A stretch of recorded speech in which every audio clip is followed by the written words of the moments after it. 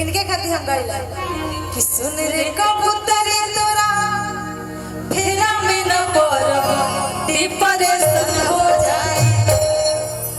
कि सुन रे कबूतर तोरा फेरा में न पड़ब डिप्रेशन हो जाए करे जे मोर बच के गम कर मारे सन हो जाए करे जे मोर बच के गम कर मारे सन हो जाए सुन रे कबूतर तोरा फेरा में न पड़ब डिप्रेशन हो जाए सुन रे कबूतर तोरा फेरा में न पड़ब डिप्रेशन हो जाए फिलहाल इनका फेरा में 2-3 गो लोग पड़ल बा करे जे मोर बच के कमजो कर मारे सन क्या करे जे मोर बच के कमजो कर मारे सन भैया फूल दे चिड़ैया निया फूल दे चिड़ैया निया फूल दे चिड़ैया निया उड़ चल सैया हो मैया में सैया बारो ले जाए गैया हो मैया में सैया बारो ले जाए गैया हो मैया भैया आज कहा तरीका मैया में सलैया बढ़िया जो कि इनके कारण से बेचारा घर छोड़ के भागल रहता रहे काहे कि जब घरे रहत रह त कहत रही सोनवा के बनाई बन चपले सोनवा के बनाई बन चपले नाक के नथियावा हो नथियावा के सुते पड़ी से जिया पपियावा हो नथियावा के सुते पड़ी से जिया पपियावा हो नथियावा के सुते जाओ जिनसे छोड़ के पेट हसाला बाल लगा लोग वाला चाल हो जाए जिनसे छोड़ के पेट हसाला बाल लगा लोग वाला चाल हो जाए दिया छोड़ के बहरो दिया बजरिया में मार हो जाए दिया छोड़ बने कहरो दिया भैया जा कहे दा ये हमरा कहले कि बजरिया में मार हो जाए लेकिन हम इनका के कुछ अच्छे लक्षण सिखाई का कि बबुनी चढ़ल जवानी अब चौलूर सिखा अब बोले के सबूर सिखा बबुनी चढ़ल जवानी अब चौलूर सिखा चल के सबूर सिखा भैया अधेर गइलू गाना तनी पढ़ा लिखा बोले के सबूर अधेर गइलू गाना तनी पढ़ा लिखा बोले के सबूर सिखा रोटी भात पकाई बनाही मांजो बरतनवा रोटी भात पकाई बनाही मांजो बरतनवा दहेज देके दिन देवानी बाबा दहेज देके दिन देवानी तोहरा के सजना दहेज देके दिन देवानी तोहरा के सजना दहेज ए भैया इनका के हम का कहे इनका नाम का बा हितई में आई के हिलावत तर तोला हितई में आई के हिलावत तर तोला हिलावत तर तोला ए गन्ना जीजा जी के बहिनी हो गई बाबा जीजा जी के बहिनी हो गई बाबा करीना तनिया से गिरे ए भैया एक सेकंड शोभिता के दुख लगता का दुख अच्छा तू लोग ना 1 सेकंड अभी हम कहती तो हमरा के तो बोललो अभी यूट्यूब के सामने कहा अभी तो इहो कहा तो तैयार रही चाचा हर बहिनी हो गई बाबा जीजा के बहिनी चाचा हर बहिनी हो गई बाबा ए काला भैया रे दीदिया जीजी पमनवा डोला दीदिया रे दीदिया जीजी ए सब कर जी जाय ऐसन वैसन मोर पाटी से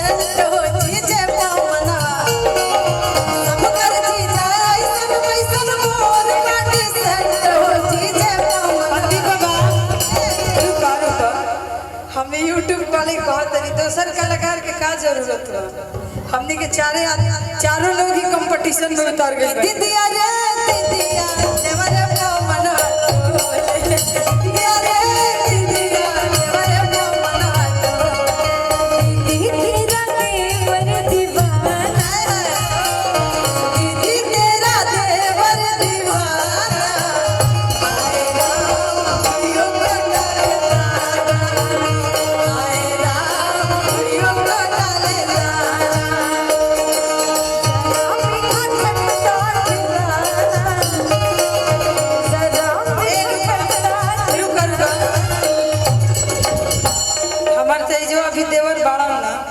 विशाल अच्छा इन्हें आओ यही है। आओ तू इन्हें पगली आओ विशाल से कुछ कहो विशाल से कहे कुछ कहे। विशाल तो भैया है ना। अच्छा अच्छा कहे के बाद जा हेमा दीदी विशाल की तरफ से हम कहता नहीं। अच्छा भैया विशाल की तरफ से हम कहता नहीं। हाँ कि तुझे देखा तो ये जाना सनम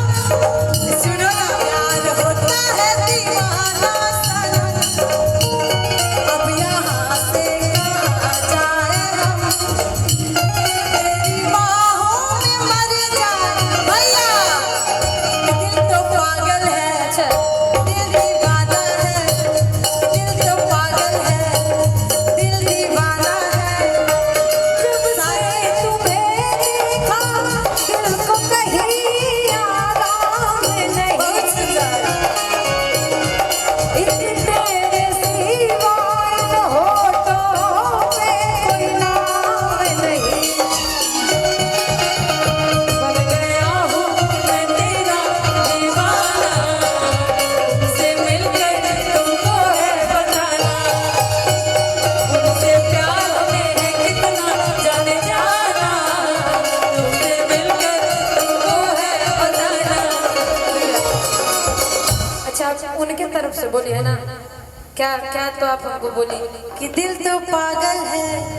दिल दीवाना है दिल तो पागल है दिल दीवाना है भैया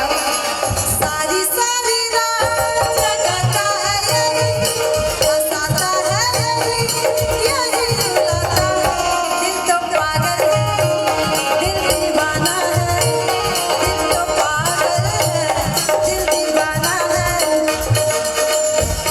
अच्छा समझ गई दीदी बोल दिए इनके तरफ से भैया काफी देर बाद हाँ कि जो हम चुनती हाय हाय कि सैया मिली है करिया ए हाथ कि छोटा के तिलक का फेर वही पिटवाल रही चाहिए दिया छोटा के तिलक का फेर वही पिटवाल रही ए दिया कुंवर चाहिए दिया कुंवर चाहिए दिया छोटा के तिलक का फेर वही पिटवाल रही चाहिए आंटी आंटी बाबा भाव में आई रहल है अभी भाव में ना सुना अब हमनी के थोड़ा सा अपन लोग पर जाए के चाची उची लोग आई लोग लेकिन ई कहली कि